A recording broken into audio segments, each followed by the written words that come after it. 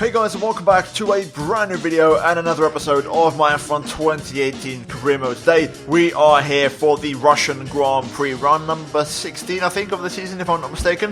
If you guys missed round 15 for the Singapore Grand Prix, then check out the race guys by clicking the card in the top right corner of your screen. But today for this race, apologies in advance guys, I had a lot of recording issues for this race and it actually led to me reinstalling my Windows. I actually went to do this video yesterday, but I spent all day trying to troubleshoot the issue, hence why we're straight into qualifying, because I didn't I already recorded practice and I did actually record the weather, the R&D updates, but because my game crashed midway through qualifying and I couldn't get my game to load, basically a flow of issues happened and basically I lost my original recording which had all the information going into this weekend regarding weather, updates and all that kind of good stuff. So just to quickly bring up to speed, so you guys know there is no rain expected this weekend and no team in the top 5 has brought any updates for this race. So things are as they stand at the end of the last episode. Now let's get into things here and let's see how this race goes. Straight away we're into qualifying here at Sochi and we're going to go for 3 qualifying runs on the Hypersoft tyres as always.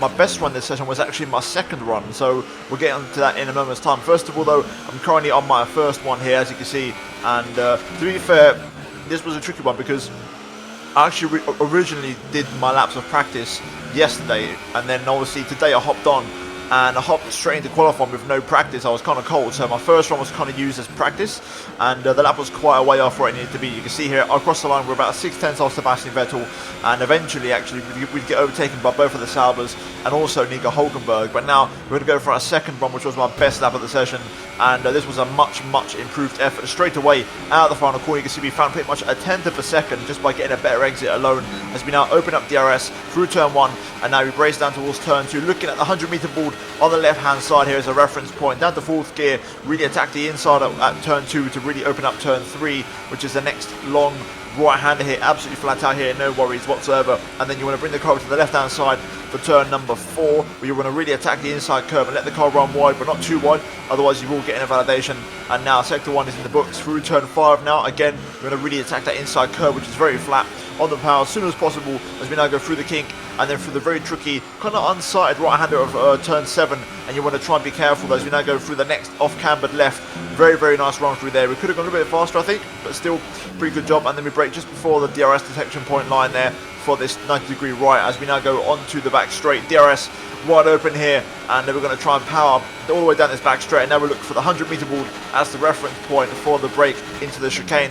First of all the right hander, and then you want to open up for the left underneath the bridge here using 4th gear to get the traction and also find the grip at the rear. And now into this very tricky and probably the most understeerious corner on the track, this kind of left hander which kind of goes off camber, and it's very tricky to get the car to turn on the front end, but we get a pretty good job there, and then we obviously get a good run through the right, and then the final 2 corners again really attacking these curbs, and we're going to cross the line, and we do improve by pretty much a second, and we jump up into 2nd place behind Charles Leclerc, 6/10 adrift of the Sauber, but a massive improvement nonetheless, and we get into the 125s. And on my 3rd run you can see here it was a full lap. I did a complete lap in the final run, but I just couldn't go any faster. There was little glimpses here and there that I was close to the Delta and I could have found some time. As you can see here, we do go momentarily green on the Delta a couple of times, but I just couldn't improve. That run before, even at the time, the second run when I finished it, the second run I just knew in my head, you know what, I think that's it, that's what I got, that's pretty much perfect. And you can see now across the line there we don't improve, we're full just short. And actually come the end of the session, Leclerc's going to take pole position as you'd expect, but Ericsson actually managed to get in a late effort and he got himself into 2nd place. Both of the Saubers improved at the end of the session. Sebastian Vettel P4 behind us, and then we've got both of the Renaults in 5th and 6th. The Renaults looking very comfortable now in terms of being the 3rd best team, so it's looking like you can see the top 3 there. That's pretty much how things look in terms of the championship. And then we've got Fernando Alonso in the McLaren, good job from him, and then we've got Perez, Grosjean and also Ricciardo there rounding off the top 10 for the grid tomorrow in the race. But with that being said, a bit of a bumpy start to this race in terms of glitches, bugs and recording issues, but we're finally here. Qualifying has drawn to a close and we are P3 for the race tomorrow. Now let's jump into the race, and it is now time for round number 16 here for the Russian Grand Prix, and let's try and at least get 2nd place at best in the race. Let's jump into it. You didn't practice much this weekend. Are you saving your car for the race? You left some bodywork out there on the track. Were you struggling for grip?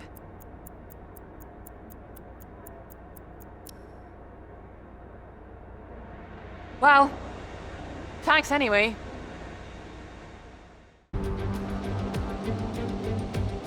Welcome one and all to the Russian Grand Prix. We're just a stone's throw from the Georgian border here at Sochi as we get ready to begin the race that served up an absolute cracker back in 2015. A last lap collision between Kimi Raikkonen and Valtteri Bottas sparked controversy in that race, so let's hope the racing is just as tight today. It's time to go racing then in the Sochi Autodrome, where the long run down to the heavy braking zone at turn 2 is one of 2 DRS zones around this 3.6 mile circuit. The other, of course, down into turn 13. 18 corners make up a lap here today, with an average speed somewhere in the region of 130 miles an hour. Anthony Davidson is here once again for today's Grand Prix. Let's talk about Martinez. What do you make of their performance so far this season? It's been a really solid year so far. There have been some incredible standout performances, but what's really impressed me has been the consistency. With this kind of form, I'm expecting another great race today.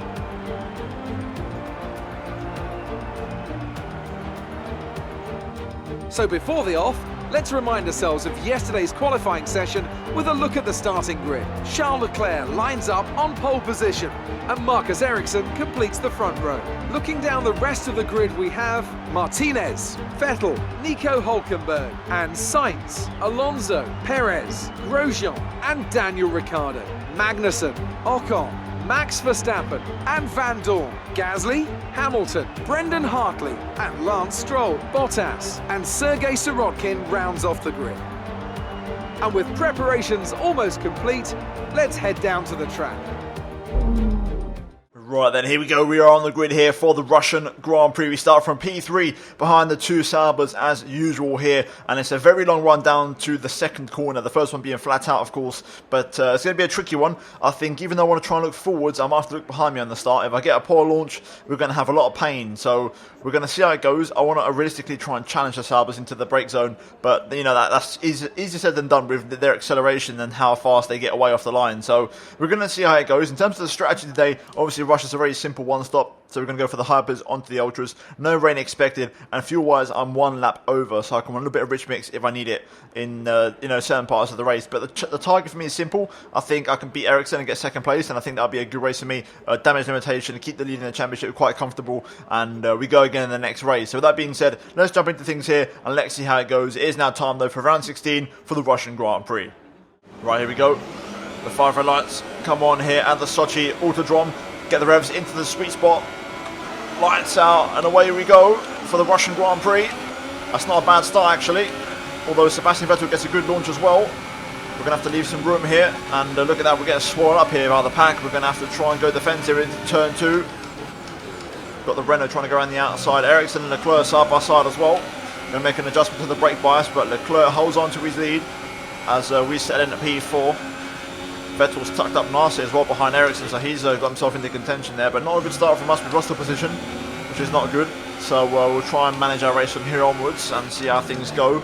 Last year we had absolutely no pace compared to the Saubers, and I'm kind of expecting the same thing this year, to be honest. But we'll see how the race progresses. This is quite an aggressive track on ERS as well, so I'm going to have to do a little bit of management, I think, if I do use it quite heavily. So it's going to be interesting, but for now we're just going to kind of get through the adaptation phase, get used to the extra fuel in the car, and then we'll begin to push. Obviously Leclerc, you can see out front, already starting to put some serious distance between himself and his own teammate, and obviously if he doesn't win this race I'll be shocked, because Leclerc has looked dominant all weekend. Even in practice he was comfortably faster than Ericsson, so that's what I'm expecting. But let's see if we can try and at least get second place this race and get past Vettel and Ericsson if possible. A lap 1 here draws to a close pretty much, and it's been an average first lap. We lost the position, but it wasn't a terrible start. So all things considered, not too shabby. But now let's get up to speed here and let's try and make something of this race if we can. At the minute, the front 3 are setting a relentless pace that I can't match. I'm struggling here early on, and I'm getting put under pressure now by the Renaults behind DRS. We've enabled next lap, so I need to try and desperately find some kind of pace to open up a gap to Hülkenberg and the Renault, because otherwise DRS is going to make this race very awkward for me. So let's try and open up a gap here. I need to try and find something. Very strong middle sector. We've opened up a gap now to the Renault, which is good. I needed that sector and I pulled it out the bag. Managed to find 7/10 through sector 2 alone. So that's more like it, but I was on the limit, and I can't do that every lap because otherwise I'm going to cook my tyres. So that was a one-off, but at least now we've managed to clear Hülkenberg's DRS, so we can now focus on our own pace, try to manage things a bit, and now slowly but surely try and start to catch up to Sebastian Vettel if we can, and get ourselves back onto the podium. But here we go for the final corner then. Leclerc sets the pace, but you can see that we do improve to a 30.1, and gap to Hulkenberg is actually bigger than the gap to Vettel now, so that's very positive. So let's try and catch my teammate now, try and maybe put him under pressure a little bit. There we go, we've got ourselves within DRS range of my teammate. Again, another very decent middle sector. So hopefully we'll get the run on Sebastian Vettel on the next pit straight. Also behind us, the midfield battle has begun, so the gap is well and truly blown up now. So pressure's off from behind, and we can now completely focus on Sebastian Vettel in front. So let's try and get past the multiple-time world champion. Here we go then, pretty good final sector, personal best again. We are somewhat within range, although Vettel does get a good exit out the final corner. I'm at full engine power. Do we have enough here to get a run on Sebastian? Not quite, we're going to back out for now. But maybe onto the back straight we can potentially have a go at my teammate, unless I have a really good turn 3, but I don't think that's going to happen. The AI are pretty good through here. Okay then, here we go, we're going to crank up the engine. A little bit hot on the brakes there, kind of misjudged that a bit, and I kind of ruined it. I was going to give Sebastian Vettel the breathing room, I kind of misjudged my braking there. Didn't lock up, but I lost the rear. I'm going to gain quite a bit on Vettel here on the straight, but not enough. But we'll stay within range, and I'll try and go a bit closer than the last few laps out the final corner if possible. So let's have a strong end to the lap first of all, and let's see if we can make that gap a little bit shorter going onto the main straight. Back end getting a little bit loose there. Picking up my first track extension of the Grand Prix, in this case for a corner cut. Got to take into account the pit lane, which is very dodgy here, so we're going to take the alternate wide line for the pit stop. But here we go onto the pit straight. This time we are within range. Much closer, although Vettel again gets pretty good acceleration. But I think this could be the one, or not. Sebastian's going to hold on here, I think. He does go defensive a little bit into turn 2. Slight bit of contact as he parks his car in the middle of the road, but we are going to get past. And there we go, we're now up into P3 in this race. Although Vettel's come back at me here. I left the door open a little bit. We're going to hold on the inside line though and get the position back. And there we go, I'm going to keep it in hot lap mode for a little bit, and also rich mix to try and open up a gap to my teammate if I can. And now we begin our chase after Marcus Ericsson. Okay, gap to Vettel now, 9.5 tenths of a second. Pretty much got him out of DRS range, which is good. Although the pace isn't great, we're not much faster than Ericsson to be honest. Dare I say, we're not faster at all. And it could just be P3 for us today. The Salvers might just be a bit too quick unfortunately. Right, Vettel now fully out of DRS, gap 1.8 seconds. So now pretty much waiting for the pit stop to be honest, and like I said I'm going to take the alternate line, which is the wide entry, because we're on one track extension already, and if I get one through the pit stops, dare I say even a penalty maybe, because I've been penalised before for the pit stop, and I don't want to take that risk, so I want to take it easy and not risk any penalties. Okay then, as the sun comes out here at Sochi, we're now on our scheduled pit stop lap, so we're going to pit in at the end of the lap, and we're going to come in for the ultra soft compound tyres. Here we go then. Time for a pit stop. I'm going to take the alternate entry, as we have a huge screen freeze there. You OGs might know what I'm on about alternate entry, but it's this one here. There we go. Because that way you avoid a penalty, which is the best way to do it. If you go for the normal pit entrance, you can get anything from a warning to a 5-second stop go to a 10-second penalty. So this way you play it safe. Look at all this lag though in the pit lane. Oh my god, it's incredible. I mean, you guys will be seeing a replay camera, but even still, the lag is unbelievable. This is why I've had issues all weekend. Lots of screen freezing in the pit lane, but either way, 2.5 stop. And we're now onto the ultras, and there's going to be cars in the pit lane. Luckily, we're not going to get held up as we get up to speed here. Nice bit of clean air to rejoin into as well, which is good. So we can get up to speed. I've been quite unlucky when it comes to rejoining into clean air, but in this case, it's all looking pretty good. And there we go then, onto the darker pink for the ultras. As I have a screen freeze there into turn 2 once again, but we're now up to speed. And we're now out of danger zone in terms of screen freezing on the pit straight. So job done onto the ultras, and we now move on and try and bring on the 3rd place and potentially try and get 2nd.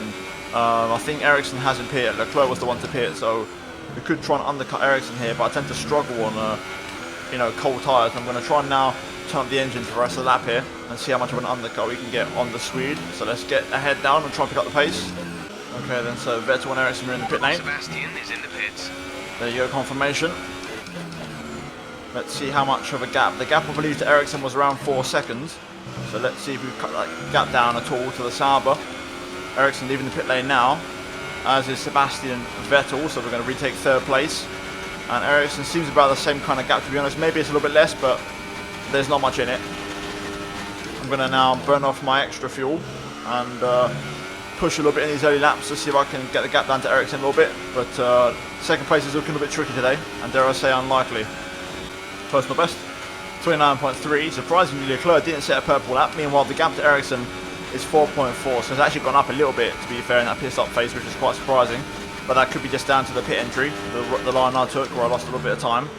But I don't think that gap's going to change much, and I think P3 is going to be where things end here today. And I apologise in advance for it being a pretty boring race, but Sochi has never really been one for the spectacular, I've got to be honest. Well, looks like Sauber have started to turn up the engine. Gap has actually started to increase. I got the gap as low as 4.1, but now it's 4.6 in the last lap. It's gone up half a second. And Leclerc and Ericsson are starting to set the lap times again. So I think P3 is going to be where it ends for us here today, I think. Unfortunately, I was pushing, I was trying hard, but it's not going to happen. I've been saving up some fuel for a push and one last crack towards Ericsson, but just as I've been saving fuel, he started to really find the pace. So I'm not really sure what we can do anymore, unfortunately. Oh, yellow flag. Oh no, it's Vettel. It's got to be Sebastian. I can't believe it. Vettel's out of the race. Out of all the cars to retire, is my teammate. This is going to really hurt in the Constructors' Championship, this one. With Sauber being 1-2, this is going to be a really, really bad one. But Vettel is out, I think, of the Russian Grand Prix. And there you go, safety car deployed though. Ooh, that's interesting. That could be quite tasty. Do I have any hypers? No, I don't have any hypers. I do have fresh ultras though. Do I pit in and take a risk here?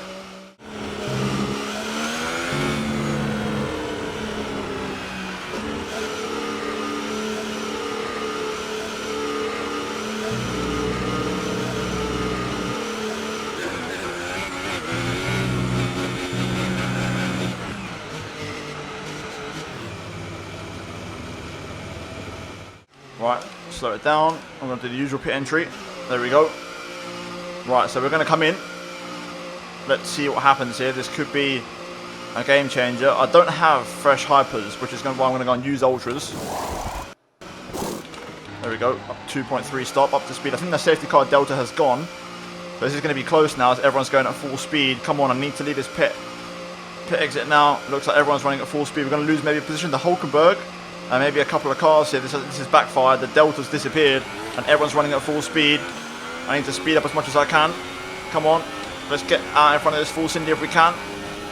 Give it full speed. There we go. So we've come out behind the two Renaults.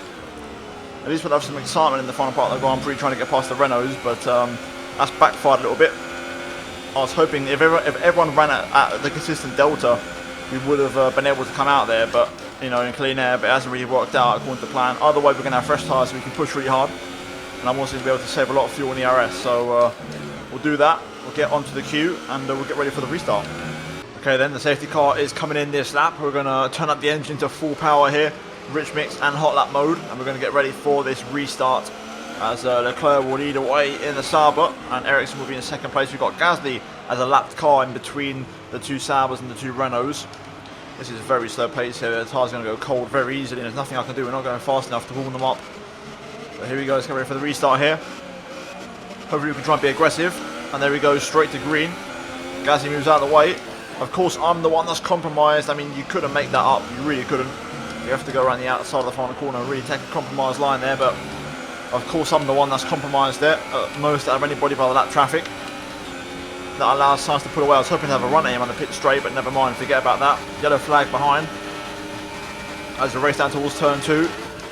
Tyres a little bit chilly, but we've got fresh rubber on as we run wide. They're picking up a second track extension.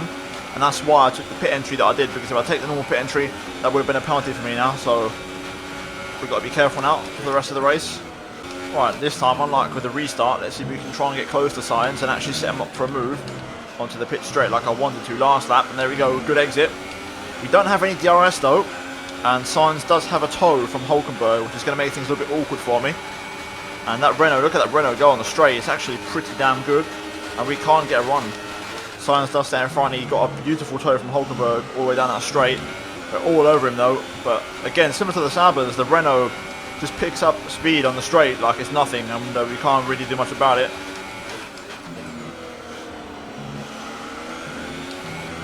Sainz goes defensive again. Switch back underneath, a bit of contact, but I'm going to take it. I'm going to try and show Sainz around the outside. I need to get this move done. A little bit deep there on the brakes, but we're going to get the job done. We are past Sainz. Now we go after Hulkenberg. And Hulkenberg doesn't have any tow, so hopefully we can try and get past him. Easier than we do with Sainz. Here we go already. I'm starting to put the pressure on. I'm so much faster than Hulkenberg through this final sector. Into the final corner then. On the power. There we go. Good exit. DRS is now enabled. So there should be a pretty straightforward pass here.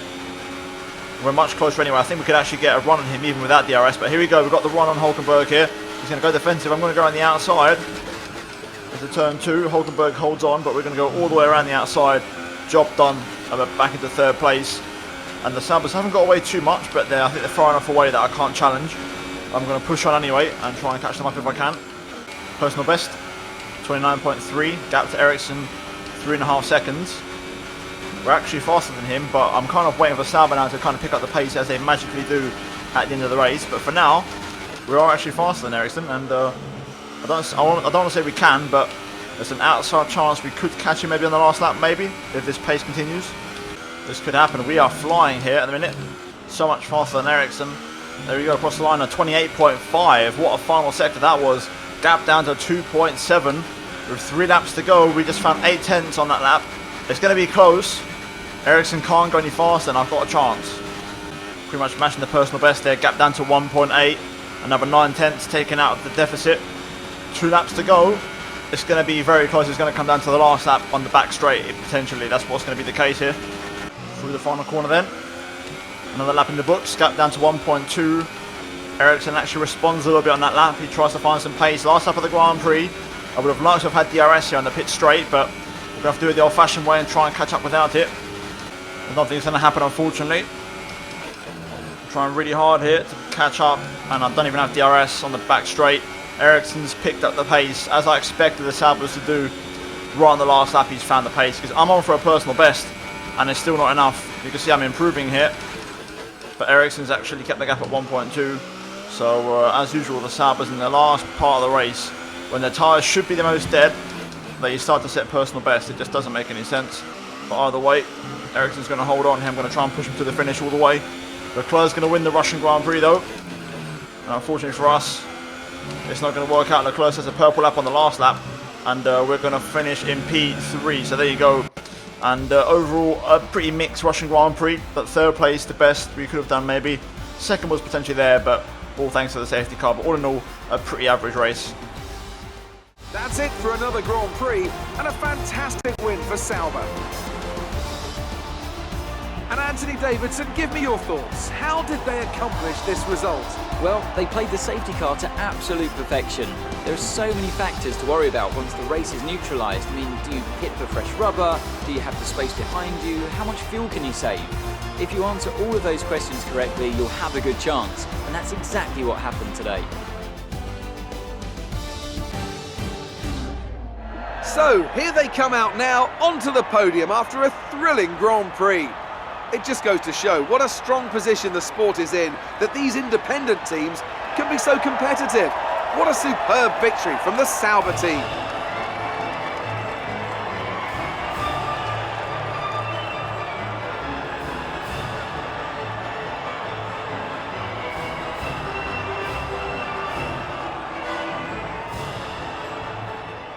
Right, so looking at the final race results, it's a Sauber 1-2 here at Russia. Leclerc wins and Ericsson P2. We come home P3, wrapping up the podium, and it's a shame because we could have got P2 at the end there if the Sabres hadn't started to speed up, as they always do right at the end there. But Nico Hulkenberg and Carlos Sainz 4th and 5th for Renault. Those are some good results for them and some solid points for the yellow team. And then we've got Magnussen P6, Perez P7, Ricciardo, Verstappen and Grosjean running out the points. And then further down we've got Ocon, Van Dorn, Hartley, Alonso, Hamilton, Stroll, Bottas and Sorokin, with Gasly 1 lap down and Sebastian Vettel out of the race. And in terms of the driver's standings after that race, we maintain our lead. We had 20 points clear of Charles Leclerc, Ericsson P3 and Sebastian Vettel P4. Vettel now obviously out of the championship in terms of mathematical contention. Ericsson's on the bubble. And in terms of Leclerc, the good news for us the next race is that we have an ultimate chassis upgrade on the way, which is going to really help us out, and we're going to add to that in this episode. But first of all, let's look at the constructors, and we're now 46 points behind Sauber, so things are looking pretty tricky there with that Vettel DNF and Sauber getting a 1-2. They really put the pressure on this race, and things are going to be quite tricky to turn around unless, you know, the upgrades on our side really help us out in the closing stage of the season. But with that being said, guys, we're now going to move into the laptop and put some upgrades onto this car. Another podium. You must be getting used to it up there. Do you think you were lucky not to end your race with that crash?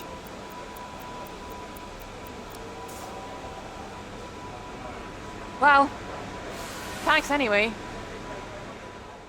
Okay then, so here we are on the R&D screen, and we are going to purchase yet another ultimate chassis upgrade to add to the one that we've got arriving in the next race, which is this one here for the hydraulics. And with these, we should take a massive step forward in the chassis department, and hopefully in the next race I can add some more. Fingers crossed. I want to try and get this engine upgrade here for 900 points. I want to try and get that on the car in the next episode, hopefully, and our upgrade cycle should be coming to an end. But you can see in the upgrade chart, two big upgrades on the way, and the first of them comes in the next race in Japan, so hopefully that pays big dividends for us in that race. With that being said, guys, that is going to be it for this video and this episode of Career Mode. I do apologise for being very choppy, very laggy and just inconsistent, but this race has been an absolute disaster for me to record, and I had to even reinstall Windows for it, and I spent 2 days trying to get this race done, so I'd appreciate a like, guys. And also, if you're not here, please do get subscribed for daily Formula 1 and MotoGP content, and turn on notifications to not miss a video from me. And finally, check out these 2 videos on your screen if you have missed them. But other than that, guys, thank you for watching. I'll see you in my next video very soon. But until then, it's goodbye from me.